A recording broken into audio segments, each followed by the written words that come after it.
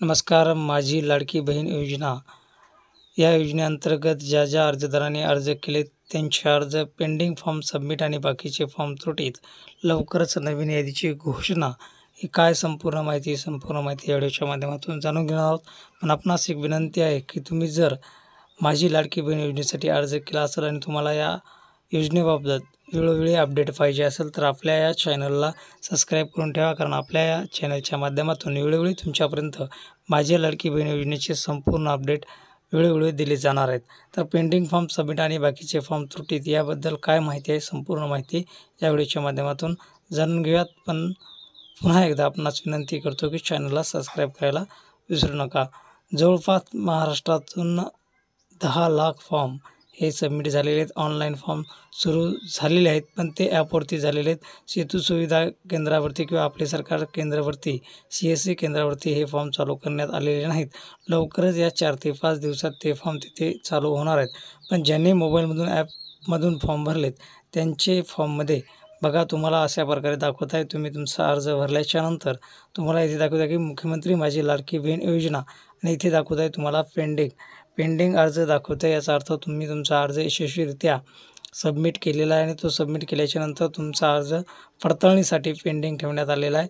आणि हा अर्ज तुम्हाला पेंडिंग ठेवण्यात आल्याच्यानंतर तुम्हाला अशा प्रकारे स्टेटस दाखवण्यात येते.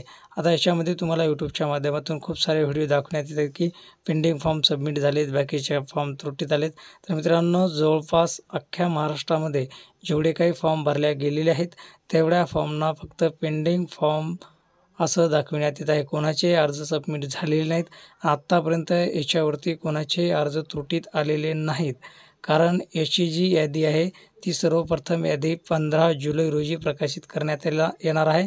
आणि 15 जुलैला जी यादी प्रकाशित केली जाईल त्याच्यानंतर तुम्हाला इथे तुमचं स्टेटस पेंडिंग फॉर्मच्या जागी तुम्हाला दाखवण्यात येईल तुमचा अर्ज त्रुटीत आहे की तुमचा अर्ज भरण्यात चुकला आहे. त्याच्यानंतर तुम्हाला इथे ऑप्शन येईल.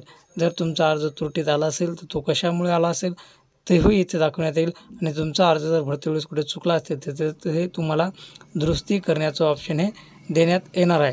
तर लक्षात ठेवा, कोणाचे अर्ज आत्तापर्यंत त्रुटीत आलेले नाहीत, कारण आत्तापर्यंत अख्ख्या महाराष्ट्रामध्ये ऑल ऑफ महाराष्ट्रामध्ये सर्वांच्या अर्जापुढे मुख्यमंत्री माझी लाडकी बहीण योजनेसाठी अर्ज पेंडिंग हाच पर्याय दाखवण्यात येत आहे.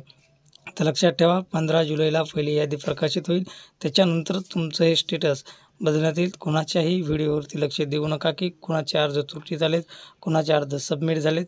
तर लक्षात ठेवा, जेव्हा पण या योजनेबद्दल सविस्तर अपडेट येईल ते सविस्तर अपडेट आपण आपल्या चॅनलच्या माध्यमातून तुमच्यापर्यंत नेहमी पोहोचत राहू. अशाच अपडेट आणि माहितीसाठी चॅनललाही सबस्क्राईब करून ठेवा, कारण संपूर्ण माहिती आपल्या चॅनलच्या माध्यमातून तुम्हाला दिली जाणार. हे होतं छोटंसं महत्त्वपूर्ण अपडेट. भेटूयात पुढील माहितीमध्ये. तोपर्यंत जय हिंद, जय महाराष्ट्र.